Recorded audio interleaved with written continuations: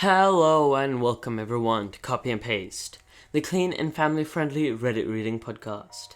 This is the 7th episode of r/MaliciousCompliance, where you need to be careful what you wish for.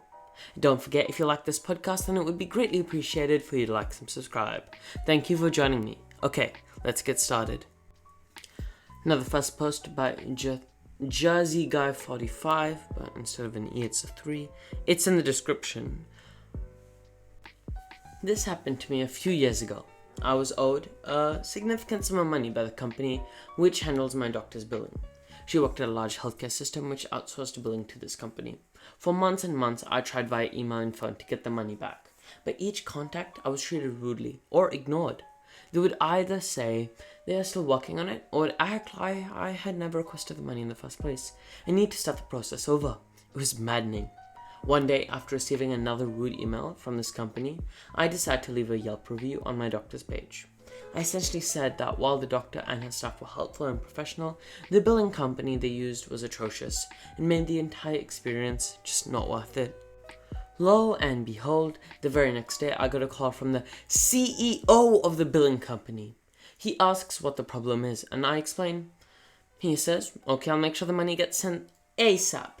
Could you please take the review down? Apparently he was getting angry calls from my doctor, and he seemed pretty pressured to get it taken down. I responded that I can take the review down after I get my money back. He gladly accepts my offer. A week later, there is a check in the mail. Here's the thing though. I never specified how long until I would take the review down. After I get the money, so I'll wait a week, get some calls/texts from the CEO, ignore them. Wait another week, respond that I'm having technical issues logging into Yelp, but should have resolved soon. After about 6 months of him reaching out and me being as unhelpful as possible, I finally took it down. The next time I returned to that doctor's office, it was a whole new billing system. Not sure if my review made a difference, but it was sweet malicious compliance regardless. And the second post by user/cracksnap7. When I was 13 or 14, I decided I wanted a PS3. My dad refused to buy me one, but my uncle made me an offer I just couldn't refuse. He said that if I worked at a sweet shop for the 2 months of my summer break, he wouldn't buy me a PS3 and some games in lieu of payment. For teenage me with no commitments, this seemed fantastic. My uncle sold a kind of specialty snack, known as a mini samosa in his shop. They are like samosas, but smaller, about 3.5 to 4 centimeters in size. About 1/2286 of a football field for my American friends.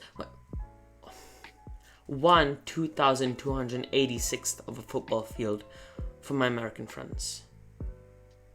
That makes enough sense. They were sold by weight in sealed packs of 250 grams and 500 grams, as these were the most common amounts people bought. Making those packages turned out to be my job.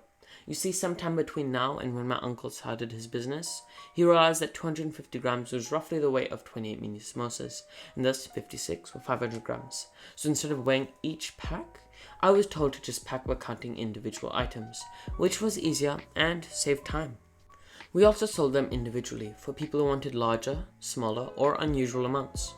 This was also around the time when our government started airing customer awareness PSAs for basically just telling customers to be aware of fraudulent business people. This is relevant. So one particularly hot afternoon, it was just me and my uncle at the shop. In India, frequent power cuts were very common during summers, and thus there were no fans or AC running. Both tempers and temperatures were running high at the shop that day. It was then that the villain of our story, Mr. Karen, made his entrance. He was a local resident and a regular. He seemed angry from the onset when he barged into the shop. He took a look at the fans and saw that they weren't running, then angrily picked up a 500-gram pack of samosas and asked, "How many samosas are in this thing?" "That's 500 grams, I said. "I said how many, not how much," Mr. Karen literally screamed. "Again, how many in this?" 56, I replied immediately, since, I packed them. "How can you be so sure? You didn't even count. You're trying to cheat me." Mr. Karen was now in full-scale Karen mode. "I demand you pack me 500 grams of those individual ones, and don't you dare cheat me again." I looked over at my uncle, wet with sweat, fanning himself from yesterday's newspaper. He slowly nodded. I beamed a huge smile. Sure, sir. Whatever you want. So I took a bag, picked up some samosas, and started putting them on the balance.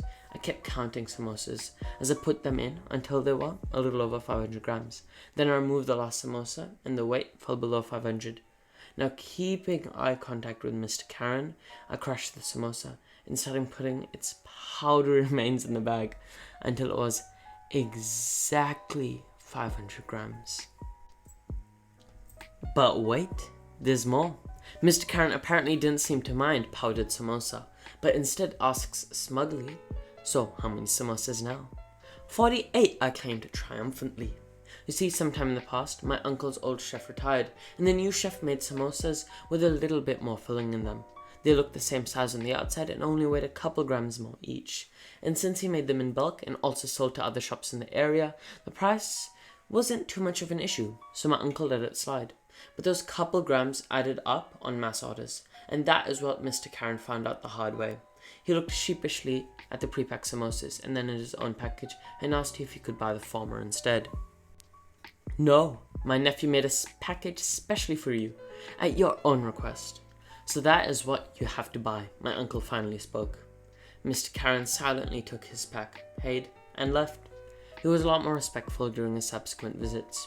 I was reminded of the story yesterday when my PS3 finally died. As evident, English is not my first language. In fact, it's not even my third, so please excuse any mistakes. The third post by user/nerdfury83. My new manager at work is one of those people that absolutely has to be in control. Even when you're exceeding every scorecard measure, keeping your head down, not putting a toe out of line, she still asks you to come to a meeting room to discuss some minor issue or another. Recently, she pulled me into a meeting to discuss me being late from work. Protocol is to call in, say we'll be late, then submit a schedule adjustment request when we arrived. She accused me of not calling in or submitting a request, but was able to prove I did. Only instead of leaving it at that, she insisted I now need to call her and explain why I was late. That's not the process, I told her, and she said she's making a new one. So now I call her at 6 a.m. on her day off to let her know if I'm going to be late. She also had a meeting with me because my scorecard for a stat was 99 out of 100 with a target of 50. She had to point out the 1 out of 100 I missed. She also did the same for a handling time issue, where I'm hitting an average of 600 seconds with a target of 1,500. She needed to tell me about a call I took too long on. Suffice to say, compliance had been raised to her manager. Following an incident where she was asked to follow up on something for me and claimed if it's not in writing, it didn't happen. I've been asking for everything in writing and repeat that mantra back to her when she claims to have told me something. Last week, she asked me to see her after my call. I walked over and she wasn't there, so I went back to my desk. She asked me why I didn't stay around, and I reminded her of the time she put in writing that I wasn't to spend more than 1 minute waiting for her if she asked to see me, and was to go back to my desk to take calls, not wasting time. She asked me to come over again, and when I did, she wasn't there. This repeated twice more before my shift was over. Each time I documented, logged out at 14:35 p.m, came to your desk, and you weren't there.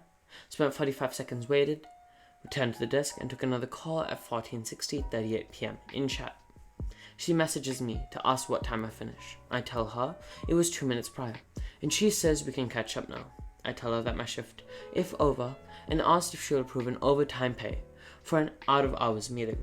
She tells me not to be silly, and it'll just take 10 minutes. I refuse, and say if I don't get paid, we can do it tomorrow when I am being paid. She's typing, then not, then typing, then not, choosing her words. I know she's angry at being challenged, and she decided to employ one of the tactics she used when she managed a team for a company where this was standard practice. Okay, well, if you'd like to go home now, I can always make it a formal meeting. A formal meeting where a work is code for a meeting with HR, documented on your record for misconduct and repeated issues. She thinks she's won. Not a problem. Make a formal meeting, ensure I have 24 hours notice, send a formal invite, and I'll bring a support person with me. I'll log out and leave, but not before grabbing screenshots and saving a copy of the chat logs. Next day, she calls my bluff and has a meeting scheduled.